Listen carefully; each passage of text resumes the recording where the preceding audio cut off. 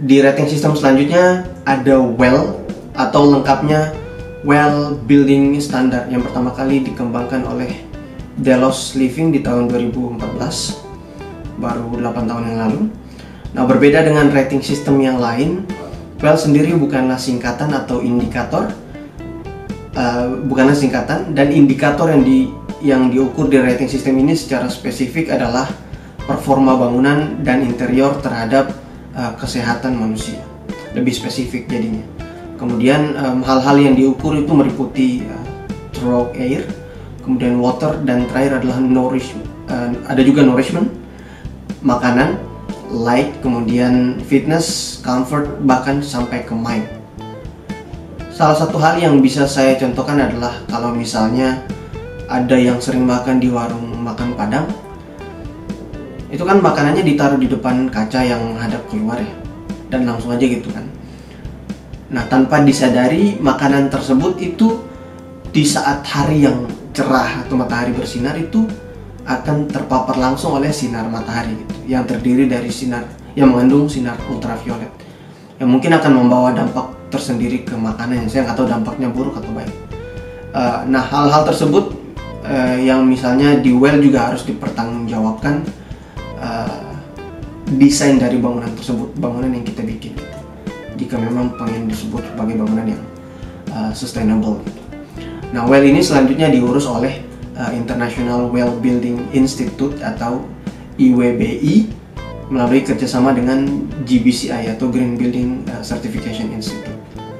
Jika dibandingkan dengan LEED, maka mungkin perbedaannya adalah skala WELL itu jauh lebih spesifik karena lebih ke detail atau informasi yang spesifik, lebih ke interiornya itu sendiri, interior dari bangunan itu sendiri. Kemudian WELL itu hanya dilakukan sejak sebuah bangunan itu ditinggali gitu. Jadi tidak diukur sewaktu bangunan tersebut dibangun atau selesai dibangun, tapi ketika bangunan tersebut sudah mulai ditinggali, sudah mulai ada aktivitas di dalam bangunan itu sendiri. Walaupun termasuk rating sistem yang belum satu dekade ini dikeluarkan, WELL ini mencatatkan rekor yang cukup signifikan dengan sudah lebih dari 1.600 WELL projects dari 159 sertifikasi dan 1.400 project yang sudah didaftarkan, yang sementara dalam proses untuk kelayakan sertifikasi. Ini merupakan satu rekor yang luar biasa mengingat WELL ini berskala internasional. WELL juga masih menggunakan skor untuk penilaian, tapi kategorinya hanya silver, gold, dan juga platinum. Salah satu contoh bangunan yang tersertifikasi dengan WELL ini adalah TD Banks Toronto Office di Kanada, yang termasuk proyek pertama yang memenuhi kriteria WELL Gold Certificate dengan skor tertinggi pada aspek water filtration dan juga sistem pencahayaannya. Sebenarnya masih banyak rating sistem yang digunakan ya di dunia ini, tapi untuk video ini dan memang rating sistem yang terakhir ini adalah rating sistem yang digunakan di negara saya sendiri, yaitu Indonesia, dan ini adalah rating sistem Greenship. Greenship adalah salah satu dari rating system yang digunakan di Indonesia yang dikeluarkan oleh Green Building Council Indonesia yang pertama kali dikembangkan sejak tahun 2009. Adapun matriks yang diukur di rating system ini adalah appropriate site development, kemudian energy efficiency and conservation, water conservation, material resources and cycle, indoor health and comfort, kemudian ada juga yang terakhir adalah building environment management. Tidak berbeda jauh dengan kebanyakan rating system karena mungkin diambil juga dari beberapa poin yang ada di beberapa rating system LEED misalnya.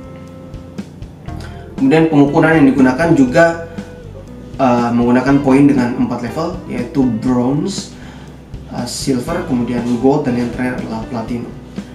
Saat ini terdapat 6 tipe sertifikasi yang dapat diajukan, meliputi Greenship for New Building, Greenship for Existing Building, Greenship for Interior Space, Homes, Neighborhood, dan yang terakhir adalah Greenship for Net Zero Healthy. Adapun beberapa contoh di gedung di Indonesia ini yang sudah mendapatkan sertifikasi Greenship adalah Menara BCA dan juga Sequi Center. Menara BCA karena memang kita tahu ya, salah satu program CSR-nya BCA itu kan adalah mewujudkan adanya kantor-kantor mereka yang sustainable, yang termasuk green building. Jadi ya, Menara BCA adalah salah satu contoh bangunan di Indonesia yang sudah mendapatkan sertifikat green chip ini.